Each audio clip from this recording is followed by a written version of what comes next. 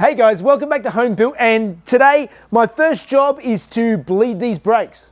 And I'm also going to see if I can do something about that squealing from that front brake pads. It's driving me crazy.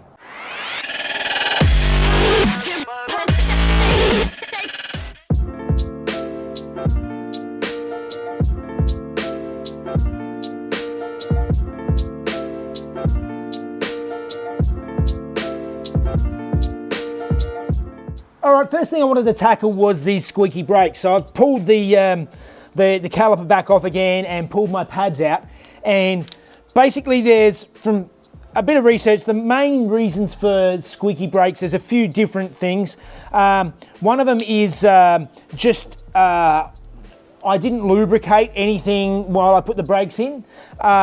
It's a good idea to sort of lubricate the parts where the pads slide backwards and forwards. That is not lubricating the faces or the face of the disc. You've got to make sure you want to keep any lubrication well away from that, because your brakes won't work if they get oil on them. The other thing I'm going to try, which I've seen done before, is I'm going to go around and I'm going to get on the grinder and I'm going to take off the edge, the sharp edge around the edge of the brake pads, because sometimes the way that they land on the pads, they don't land perfectly square, and it's that sharp edge that actually starts making some of the vibration. So I'm just going to get on the grinder and grind these edges off, lubricate it up, put it back together, and hopefully that will fix my squeaking problem.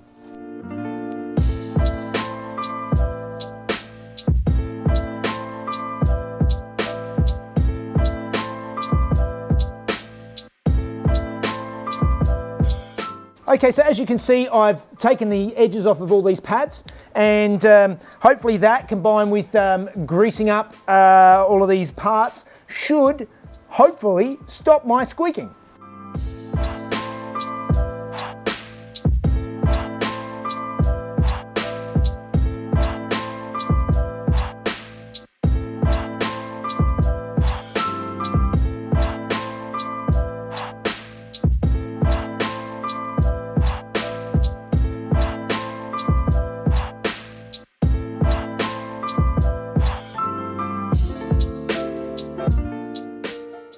Okay, so the front brake is back together, which means now it's time to bleed the brakes. So first thing I'm going to do is go around, rip all the wheels off, and then we can look at the brake fluid.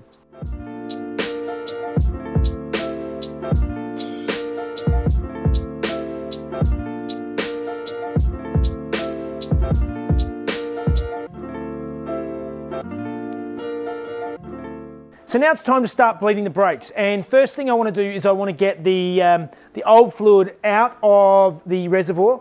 I'm not going to completely drain all the lines. I'm just going to get the bulk of the fluid out of the reservoir, then bleed all the lines. So there will be some residue of the old fluid in the system, but it's going to be mostly new fluid.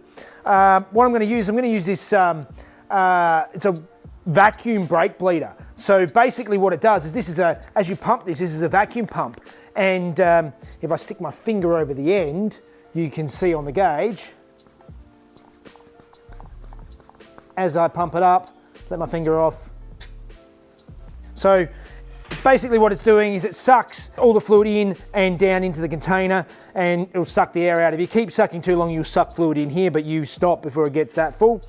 I'm going to use this to help suck the fluid out of there, and then to actually bleed the brakes, you actually just connect this to the nipple, and you can suck the fluid through, so you don't need a second person to be pumping the brake pedal, and you should be able to suck the fluid through and get the air out of the lines all by yourself. And that's the theory anyway. I haven't used it, so first things first, let's try and use this to suck the old fluid out of the master cylinder.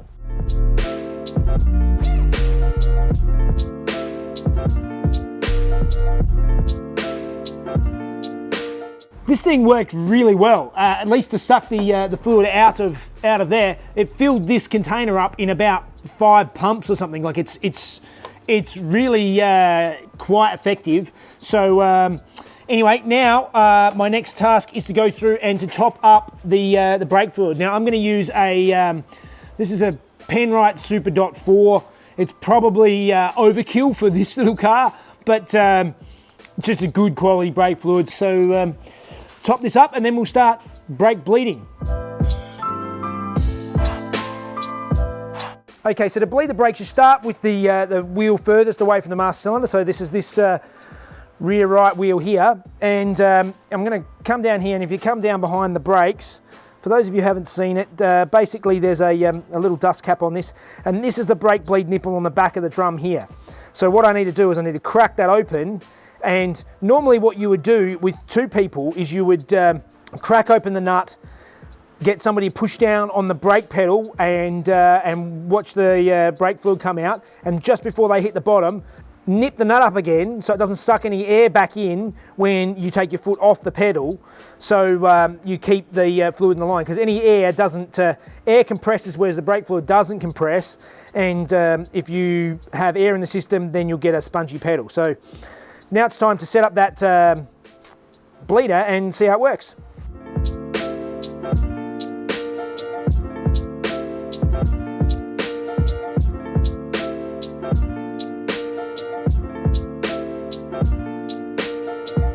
Now I'm going to work my way around to each caliper on the car and bleed them all. So from furthest away to closest, so that side rear, this side rear, right hand front, and then left hand front, and we should be all bled.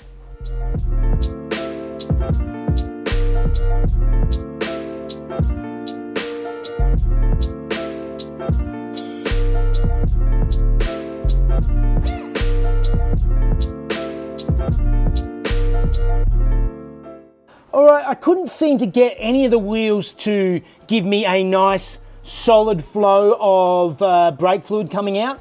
I was keeping vacuum in the system the whole time, so it was always sucking, but when you release this fitting, it actually sucking air from the threads of the fitting. So I'm still confident that it's released all the possible air bubbles from the system. It hasn't let any more air in because it's a vacuum the whole time. It's sucking out. It's not sucking anything back into the system.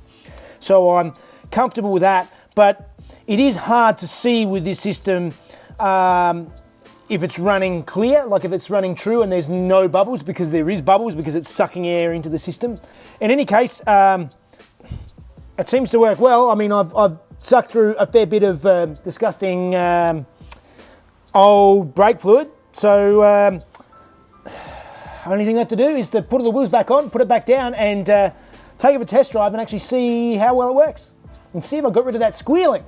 And another quick tip, while you're bleeding the brakes, make sure you keep coming back and checking that this master cylinder is still topped up, because the last thing you want to do is run this dry, which means you suck air from the system from the top and you have to go around and do it all again. So now I'm just going to top this up, make sure it's at the right level, and then cap it off and we're done.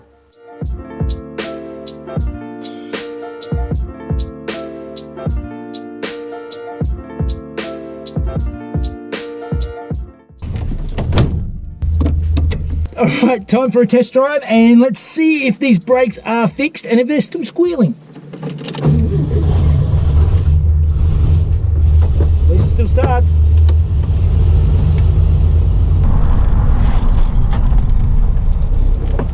Brake's pretty good.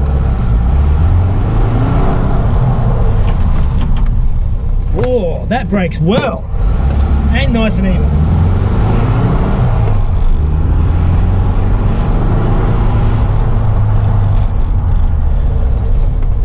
And you know what? There's a little bit of a squeak, and I think it's actually coming from the right hand side now. The left is all fixed. So what I did worked. But it's nowhere near as bad as it was. That's for sure.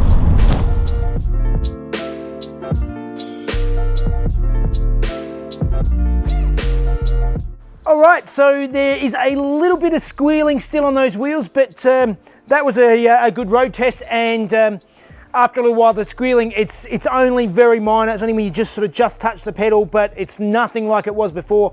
It's actually running quite well. The brake pedal feel is really good. It's really nice, firm brake pedal, and it seems to be braking quite evenly now. It doesn't have that delay before, so there must have been some air in that caliper on the left-hand side. So in any case, that's done. So my next job really is to start prepping this thing for paint, and that means starting to peel off the chrome trim. I might take the roof racks off, take the bumpers off, and just start sanding it up and getting it ready so that I can put some paint on this thing in the not too distant future. Yeah.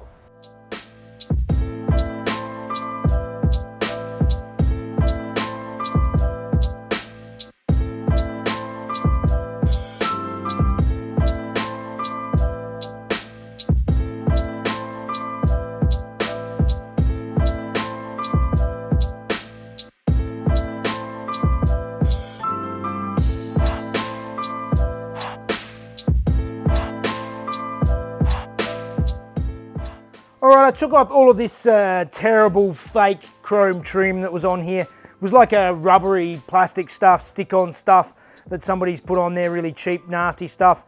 So now I'm just going to go over the whole car with 800 grit on the orbital and just get it all prepared for the paint. I'm not going to touch the edges for now. I can go back and do that later, but I can do the bulk of the work now and still keep it on the road.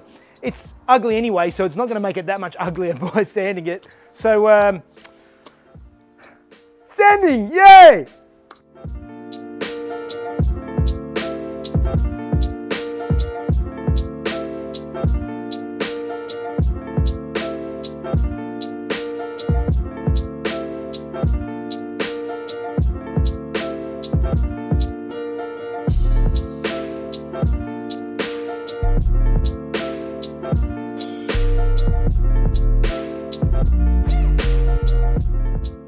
Alright, I started out with the 800 on the orbital sander, and it was not really, wasn't really working that great, particularly with the old chalky paint that was on there. I stepped it up to 320. It's done quite well. I've done a lot of the major surfaces. Lot more to still do. I've got to go back, and there's lots of little touch-ups and things to do, like along this edge along here. There's been some repairs and stuff. There's a few little repairs I'm going to have to do to tidy it up and get it looking good. But that's all the time I've got for today. So I suppose that means it's time for Fun Facts with Mrs. Jeff.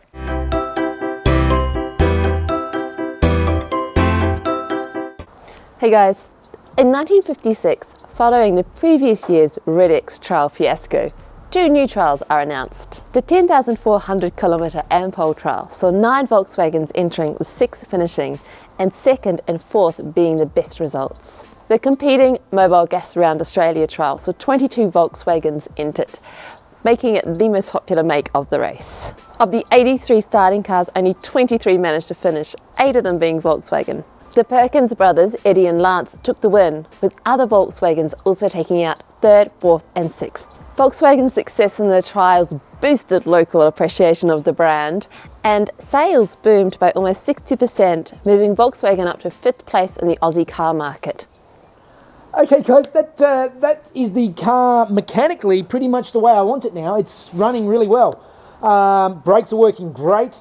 So really, the rest of the work really is making it pretty. So now it's really running it down, run down the final slope towards paint and getting that ready. So yeah, a bit more bodywork next week, just going over everything, making sure it's all good. And yeah, it'd be nice to get this thing looking a little bit prettier, because it's looking a bit shabby at the moment. It's like just a giant banana. I'd just like to say thank you to all those kind comments wishing me speedy recovery. Thank you very much. I do feel a lot better. That wasn't in the Datsun video if you haven't seen it.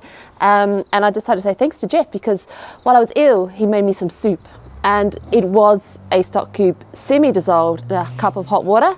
But the thought was there, and I thank you, kind husband. All right, guys. As always, please like and subscribe, all that stuff. Help the story out, get some shirts, hoodies and stuff, and follow us on Facebook and Instagram. All right, see you guys. Round Australia. Oh, that's right. 22,000 Volkswagens entering, making it the most... No. 22. That too. A bit of too much embellishment. It was a bit big. 3rd, 4th. Oh my God, I was right. And okay, shush.